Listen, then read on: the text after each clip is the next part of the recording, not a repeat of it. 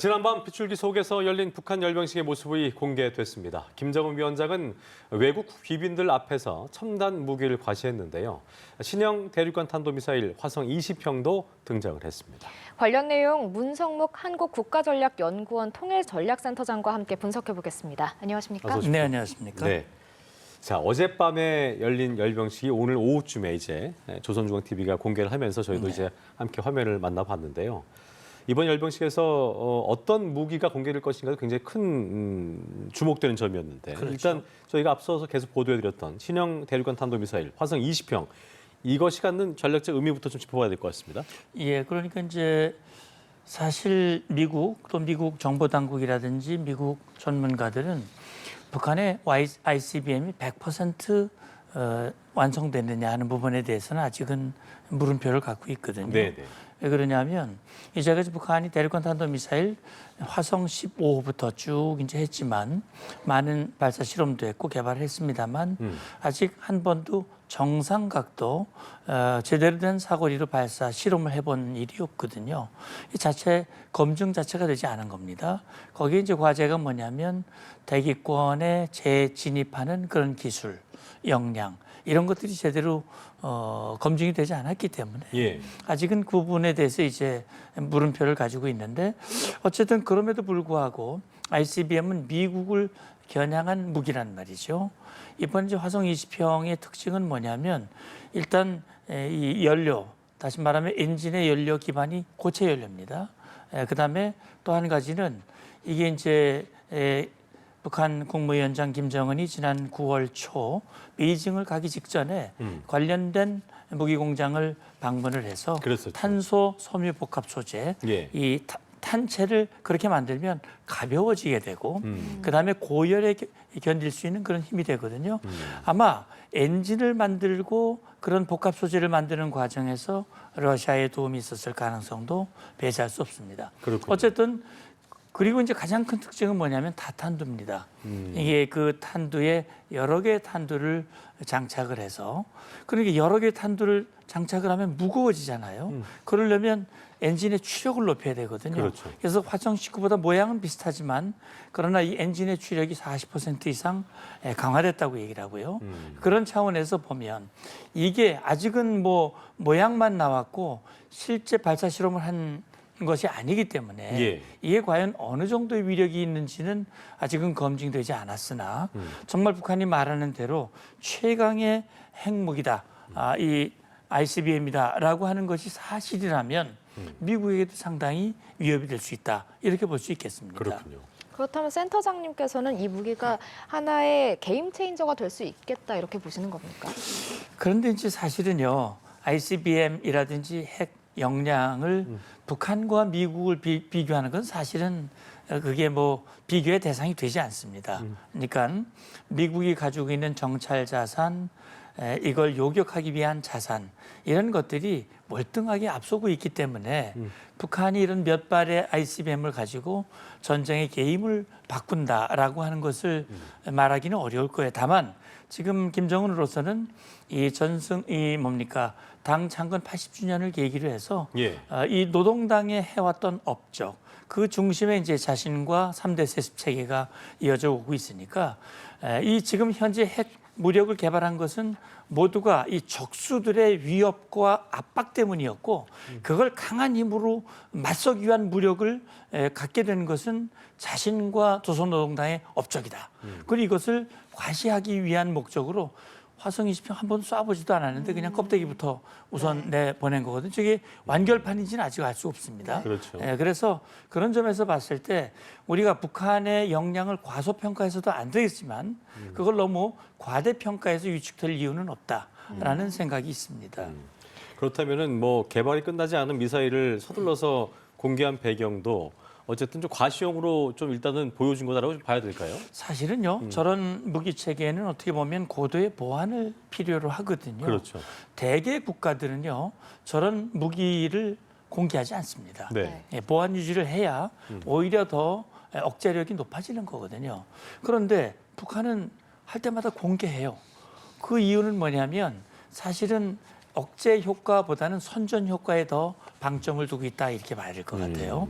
그러니까 지금 북한이 최고의 군사 강국이 됐고 김정은이 미국을 비롯한 전 세계에서 강력한 핵 보유국의 입지를 보여주기 위해서 이게 사실 이걸 뭐 보안 유지를 해야 하는 그런 무기임에도 불구하고 사실 완성되지도 않은 것을 서두로 공개한 게 이것뿐만이 아니거든요. 예. 이것 외에도 많이 있습니다. 이제 그런 차원에서 봤을 때 우리가 이제 북한의 그 발표 내용과 우리가 과학적으로 접근하는 내용 이걸 좀 구분해서 우리가 평가할 필요가 있다라는 생각이 드는 겁니다. 네, 앞서서 그래도 아직 북한 핵무기의 위력, 또 미사일의 위력이 또 다른 나라에 비할 견줄 바는 안 된다라고 말씀을 해주셨지만 사실 우리나라를 위협할 수 있는 다른 신무기들도 굉장히 많이 공개가 됐거든요. 네. 화성 11마라고 부르는 이 극초음속 단거리 탄도미사일인데 이게 저고도에서 날기 때문에 우리 한미 전략 자산으로도 이제 감지가 되지 않는다 이런 평가를 받고 있습니다.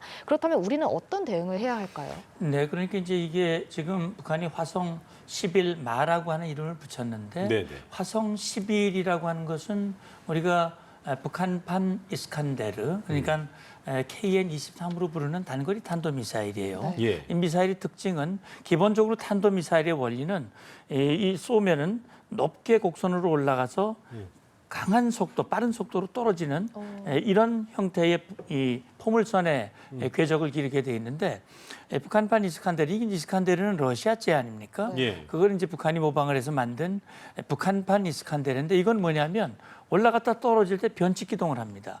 그러니까 추적과 요격이 어려워진 건데 근데 이 탄두에다가 극초음속 활강체를 탑재를 한다는 거예요. 거기에 핵탄두를 탑재를 하고요. 그렇게 되면 이게 엄청나게 속도가 빨라집니다.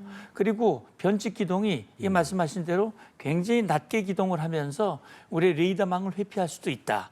이렇게 볼 수 있기 때문에 그렇다면 우리의 어떤 그 정찰 자산, 우리의 타격 자산을 무력화시키는 그런 역할을 할 수도 있다라는 건데 이 역시 우리가 좀 북한의 무기 체계의 위력을 자세히 보면서 우리도 지금 대응 이제 방안을 말씀하셨습니다만 결국은 조기에 포착하는 거거든요. 네. 정찰 역량이 높아져야죠. 그다음에 이걸 추적을 해야 되고 이걸 정확하게 요격을 해야 되거든요. 그러니까 우리가 다층 요격망 이런 것들을 구축해 나가는 노력이 필요하고 이 과정에서 우리의 역량뿐만이 아니라 미국이 가지고 있는 각종 자산, 연합 억제력 연합 타격 능력을 강화하는 것도 필요하다고 봅니다. 예.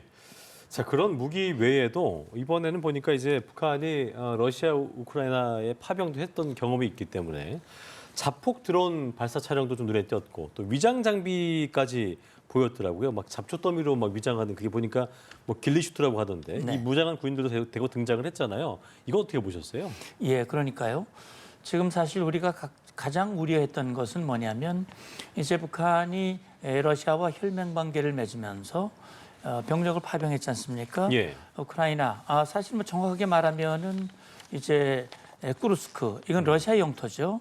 우크라이나가 점령한 러시아 영토에 파병을 해서 사실 그중에 2천 명이 목숨을 잃었어요. 네. 그러니까 사실 이 김정은이 그곳에 병력을 보낼 때는 굉장히 모험적인 그런 판단을 한 겁니다. 예. 도박이라고 표현할 정도로 이 자체를 이제 숨기고 보안에 유지하다가 금년 4월 달에 러시아와 북한이 이제 동시에 공개를 했는데 우리가 우려했던 것은 뭐냐면 북한군이 현장에 나가서 실전 경험을 갖는 겁니다. 네. 예. 이게 위험하죠. 그러니까 사실 우리가 60년대에 월남전에 파병을 해서 우리 국군이 월남전에서 경험을 하면서 우리의 전투 경험, 실전 경험이죠.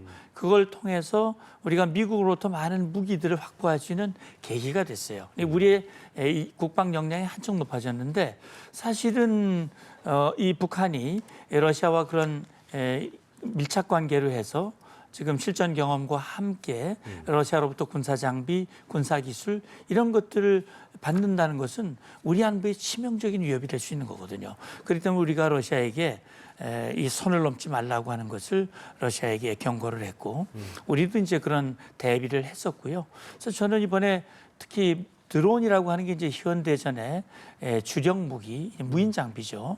우리 군도 무인 장비를 개발하는데 집중을 하고 있습니다만, 그래서 이제 우리가 관심을 가져야 할 것은 이제 이스라엘이 아이언돔이라고 하는 것을 개발을 해서 이 저공으로 날아오는 그런 어떤 무기 체계에 대한 요격, 역량을 강화하는 우리 한국판 아이언돔 우리도 개발을 하고 있습니다. 네, 네. 그리고 사실은 다량으로 날아오는 자폭 드론 이런 것들을 우리가 일일이 대공 무기로 요격하는 것은 사실 가성비가 맞지 않거든요. 그렇기 때문에 이걸 타격하기 위한 어떤 전자장비 또 우리가 레이저를 또 타격할 수 있는 그런 수단들 이걸 우리가 좀 개발을 하고 있습니다. 그래서 네, 네, 네. 북한이 지금 특히 김정은 총비서가 우리에게 뒤처진 재래식 무기를 강화하기 위해서 아마 내년 1월에 열릴 9차 당대회 때는 핵무기와 재래식 무기, 북한은 상용 무기라고 얘기를 합니다. 이 상용 무기를 병행해서 개발하는 병진 노선을 채택할 것이다. 이런 얘기를 했는데 지금도 그런 노력을 하고 있는 모습을 이번 열병식에서도 보여줬다. 이것은 우리에게 중요한 어떤 그 시사점이 있다고 저는 봅니다. 뭔가 좀 위협이 될 수 있는 부분이잖아요. 그렇죠. 그러니까 길리슈트라고 하는 것은 그런 거죠. 우리 그 적외선 장비라든지 또 드론에서도 포착이 되기 어려운 굉장히 그 아주 위장 장비거든요. 이 저격수들이 그걸 입고선 은밀하게 숨어서 우리에게 위협을 할 수 있는 거기 때문에 여기에 대한 우리의 대비책도 함께 그러니까요. 필요해 보입니다. 네, 무기 체계까지 짚어봤는데요. 이번 열병식에서는 사실 지난번 중국 이제 열병식과 비슷한 점이 많았습니다. 이제 이번 열병식에서는 특히나 북중러 핵심 지도자들이 나란히 이제 막루에서 있는 모습도 보였는데 거기에 또럼 서기장이라는 이제 베트남 이제 최고 지도자도 참석을 했습니다. 그렇습니다. 그때는 이제 전망이 됐던 게 이제 북중러가 이렇게 나란히 서가지고 다시 한번 그 연대를 과시할 거다 이랬는데 베트남 서기장이 여기에 추가가 됐어요. 어떻게 해석을 하십니까? 네, 그렇죠. 그러니까 아마 지난 9월 초에 이제 천안문 막루에서 나란히 섰던 국무위원장 김정은이 그런 생각을 했을 거예요. 다음 달에 열릴 열병식에서는 어떤 모습으로 해야 할 것인가. 그래서 최고위급을 초청하기 위해서 애를 썼고 아마 김정은의 머릿속에는 푸틴, 시진핑 이런 주석들이 나란히 와서 자기가 중심에 서고 푸틴, 네. 시진핑 이렇게 될 수 있었으면 얼마나 좋았겠습니까? 그러나 그 기대감은 조금 떨어졌어요. 그래서 2인자들 그래도 그동안 북한이 열었던 각종 그런 중요한 정주년 꺾어지는 해에 열렸던 그런 당기념 행사라든지 이것에 비하면 사실 가장 높은 급의 이 정상이 온 것이거든요. 그렇죠. 사실 중국과 러시아가 성의를 표한 겁니다. 네. 나름. 그리고 거기에 이제 베트남 거긴 1인자가 온 거죠. 또럼 이 서기장이 왔는데 사실은 지난 9월 초에 천안문 막루에서 보여줬던 북중러 삼각연대 이것은 탈냉전 이후에 최초로 이 삼국 정상들이 반서방, 반미 연대의 모습을 보여줬거든요. 다만 우리가 우려했던 이 세 정상이 함께 모여서 정상회담을 했다든가 아니면 뭐 공동 성명을 발표하는 건 하지 않았어요. 이거는 나름대로의 그 각 나라의 이해 타산이 다르기 때문이거든요. 이번에 이제 그때와 다른 점은 2인자들이 왔다는 거, 거기에 베트남 이 서기장이 추가됐다는 점, 이게 이제 9월과에 좀 대비되는 점인데 어쨌든 이 반미 반서방 연대의 중심적인 역할을 김정은이 핵보유국 지도자로서 이걸 중국과 러시아와 함께 하겠다라는 의지를 이번 열병식을 통해서 과시했고 거기에 플러스 베트남 서기장 사실 지난 8월에 한국을 먼저 왔었죠. 그렇잖아요. 베트남은 우리와 훨씬 더 밀접한 관계를 가지고 있고 제가 볼 때는 아마 베트남 이 주석은 중국이라든지 러시아라든지 이런 나라와의 연대 이런 것들을 염두에 두고 이번에 가지 않았을까라는 생각이 드는데 어쨌든 이런 움직임 특히 중국과 러시아가 북한의 핵 보유를 사실상 기정사실화하고 북한의 불법 행위를 눈 감아주고 유엔 안보리의 대북 제재를 완전히 무력화시키는 것은 우리가 추구하는 비핵화는 완전히 역행하는 것이거든요. 그런 부분들이 우리가 신경을 써야 할 우리의 전략적 부분이라고 봅니다. 이게 사실 뭐 북중러, 한미일 이 연대에 대한 그 어떤 서로에 대항하는 이런 구도로 봤을 때 또롬 서기장이 갔다는 거는 베트남이 어느 쪽에 섰다고 봐야 되는 거예요? 이건요 또.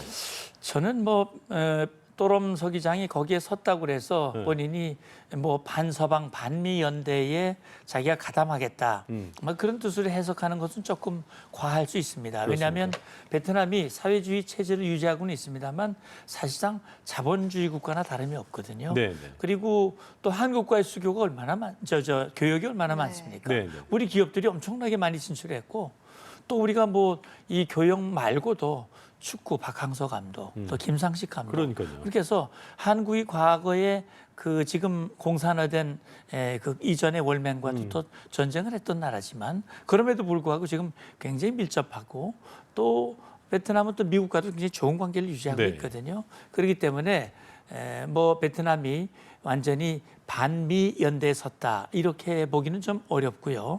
그 모양만을 가지고 그렇게 해석하는 것은 우리가 좀 유의할 필요가 있다라는 생각이 듭니다. 그렇군요. 사실 이번에 또 이 참석했던 인사들 중에 중국 서울 2위죠. 리창 총리가 이런 말을 했습니다. 항미 원조 75주년 기념 행사를 북한과 함께 성대하게 열고 싶다는 뜻을 전달을 했는데 사실 그 러시아와 북한의 어떤 관계를 최근에 봤을 때 중국과는 좀 소원해졌다는 것을 저희가 확인할 수 있었잖아요. 그럼요. 다시 복원하는 어떤 그런 의미도 담겨 있을 것 같고 올해 내에 어떤 뭐 북중 간의 어떤 이벤트가 마련되는 게 아닌가 이런 분석도 나오고 있는 것 같습니다. 어떻게 봐야겠습니까? 예, 그러니까 이제 항미 원조 그러면 그게 뭐지 생각하시는 분들 계실 텐데 항미는 미국에 대항하고 네. 원조는 조선을 지원한 겁니다. 그러니까 6.25 전쟁 이제 남침을 한 김일성이 이제 사실 미국을 중심으로 한 유엔군에 패퇴하고 북으로 밀려났잖아요. 그래서 1950년 10월 우리 국군 육사단이 압록강까지 전진을 했어요. 예. 통일을 목전에 뒀었죠. 네. 그러나 그때 이 중공군의 개입으로 인해서 결국은 이제 후퇴할 수밖에 없는 상황이 됐는데 그걸 중국은 항미 원조라고 얘기하고 있고 그것을 대단한 승리로 주장을 하고 이걸 다시 얘기하는 것은 김정은 우리 과거에 우리가 도와줬던 거 알지? 우리 때문에 살았던 거 알지? 이거 얘기하는 거거든요. 옛 기억을 되살리는 거군요. 그럼요. 그리고 또 그걸 좀 기념하자는 거란 말이죠. 그러니까 지금 이 북한이 이렇게 된 거는 우리 도움이 없이는 그렇게 된 거 아니야. 지금 러시아를 뭐 혈맹을 맺고 그렇게 한다고 하지만 우리를 좀 가볍게 여기면 안 돼. 그런 차원에서 이제 지난 그 9월에 천안문 막로에서 사실 시진핑 주석이 김정은을 푸틴 다음으로 굉장히 우대를 한 거거든요. 네. 그리고 그 정상회담을 통해서 북중 관계를 복원하기로 했어요. 고위급 교류를 재개한다. 경제 교류를 확대한다라는 것을 합의했고 그 후속 조치로 최선희가 지난 9월 말에 베이징에 가서 리창 총리도 만났죠. 예. 왕이 부장도 만났고 그리고 지금 이제 리창 총리가 평양에 와서 이런 회담을 하고 이런 입장을 얘기를 했기 때문에 제가 볼 때는 아마 뭐 굉장히 좋은 계기니까요. 10월 하순 이제 얼마 남지 않았습니다. 하순에 이런 행사를 할 가능성 배제할 수 없고요. 그리고 앞으로도 북중 관계 사실 이 북한이 러시아와 혈맹 관계를 맺고 있지만 경제적으로 러시아에 절대적인 돈 맡기기 어렵습니다. 그런 차원에서는 지금 중국과의 관계가 중요하거든요. 사실 어제 열병식 그 전날 했던 경축 행사에서 연설했잖아요. 네. 그때 풍요로운 북한을 만들겠다. 네. 수년만 좀 참아라. 이렇게 잘 나가면 우리가 잘 사는 나라가 될 수 있다라고 얘기하는 것은 지금 북중 관계, 북러 관계를 잘해서 이걸 어떻게 좀 이 발전시키겠다라는 얘기인데 저는 지금과 같은 자세를 취하면 그런 결과는 결코 오지 않을 것이다라는 것을 김정은은 분명히 알아야 된다고 생각을 합니다. 알겠습니다. 네, 연설 내용도 살짝 짚어주셨는데 사실 김정은 위원장이 이 연설에서 막 한국과 미국을 직접적으로 위협하는 듯한 발언을 하지는 않았습니다. 이 미국과의 대화 재개 가능성을 어느 정도 염두에 뒀다 이런 평가도 나오고 있는데 대화 가능성의 여지를 남겨둔 게 맞을까요? 네, 뭐 연설에서 한국, 미국이라는 이 나라 이름을 뭐 콕 집어서 말은 안 했지만 적수국들, 뭐 강압, 위협, 협박 여기에 대해서 강력하게 대응하겠다라고 말도 했고 실제 무기를 쫙 과시하면서 미국을 타격하는 무기, 대한민국을 타격하는 무기를 그대로 다 보여줬거든요. 부정의와 패권에 반대한다. 그런 얘기도 했고요. 그러니까요. 그걸 결국 중국, 러시아와 반서방 연대의 중심적인 역할을 하겠다. 그리고 자기가 하는 것은 정의로운 것이고 평화를 위한 것이다라는 얘기를 했는데 이건 굉장히 모순이고 국제사회 여망과는 거리가 먼 거거든요. 그래서 저는 그런 생각을 합니다. 물론 수위를 조절하면서 트럼프 대통령이 내민 손을 잡고 싶은 마음이 분명히 있어요. 예. 다만 거기는 넘어야 할 산이 있습니다. 그게 뭐냐면 비핵화 안 하겠다고 그랬거든요. 그런데 비핵화가 아닌 만남을 자꾸 하는 것이 과연 트럼프 대통령이 이번에 노벨상 못 받아서 서운했는데 노벨상 받으려면 북한 비핵화가 돼야 되거든요. 그러니까요. 이게 비핵화라는 게 군축이에요. 군축은 노벨 평화상의 중요한 아이템입니다. 그렇기 때문에 비핵화가 되지 않는 협상을 하는 그 자리는 사실은 트럼프에게도 마땅치 않고 국제사회도 그렇게 인정받을 수 없는 것이 아니기 때문에 어쨌든 지금 이제 미국과의 대화를 제대로 하려면 지금의 자세로는 쉽지 않겠다라는 그런 물음표가 여전히 남습니다. 알겠습니다. 네, 오늘 중국 북한 열병식 관련 내용 문성목 한국국가전략연구원 통일전략센터장과 함께 짚어봤습니다. 고맙습니다. 네, 오늘 말씀 고맙습니다. 감사합니다.